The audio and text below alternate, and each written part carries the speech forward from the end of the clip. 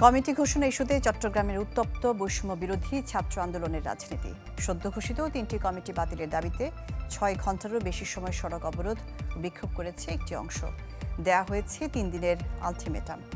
অন্যদিকে শোডাউন করেছে নতুন কমিটির নেতাকর্মীরাও।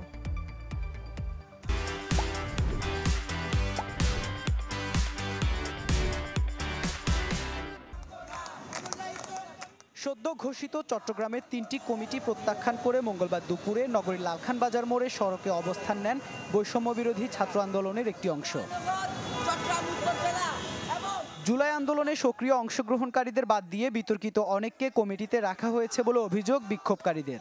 এই কমিটির মাধ্যমে ছাত্রলীগকে পুনর্বাসনেরও অভিযোগ তোলেন তারা। আমাদের মহানগর কমিটিতে যতগুলা ফেসিসদেরকে অনেকগুলো ফেসিস ঢুকানো হয়েছে, অনেকগুলো ছাত্রলীগকে পুনর্বাসন করা হচ্ছে। সূক্ষ্মভাবে ছাত্রলীগকে আওয়ামী লীগকে পুনর্বাসনের কাজ চলছে। অবরোধের কারণে সন্ধ্যার পর পর্যন্ত ঘন্টার পর ঘন্টা ব্যস্ততম এই সড়কে যান চলাচল ব্যাহত হয়, ফলে ভোগান্তি বাড়ে মানুষের।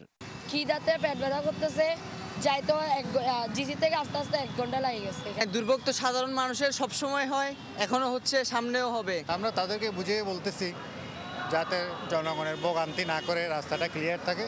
তাদের কোনো বক্তব্য থাকলে তাদের সেন্ট্রাল নেতার কাছে বলবে। অবরোধের আগে সংবাদ সম্মেলনে নতুন ঘোষিত কমিটি বাতিলে 3 দিনের সময় বেঁধে দেন আন্দোলনকারীরা।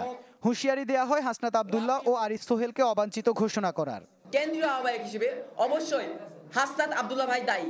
সুতরাং এই কমিটি যত দ্রুত সম্ভব বাতিল করার জন্য আমরা আলটিমেটাম দিচ্ছি। জুলাই আন্দোলনের মূল স্টেক হোল্ডার যারা আছে তাদের পাল বুঝতে না পারলে আপনারাও আপনাদের চেয়ার ছেড়ে দেন। একচেটিয়া কমিটি প্রকাশ করা হয়েছে। লিস্টেড ও সম্মুখ সারির নেতৃত্ব দেওয়া বেশিরভাগ সমন্বয়কদের সাথে অবিচার করা হয়েছে। এদিকে বিকালে নগরীর 16 শহর থেকে পদযাত্রা করে বৈষম্য বিরোধী ছাত্র আন্দোলনের চট্টগ্রাম নগর, উত্তর ও দক্ষিণ জেলার নতুন কমিটির নেতাকর্মীরা।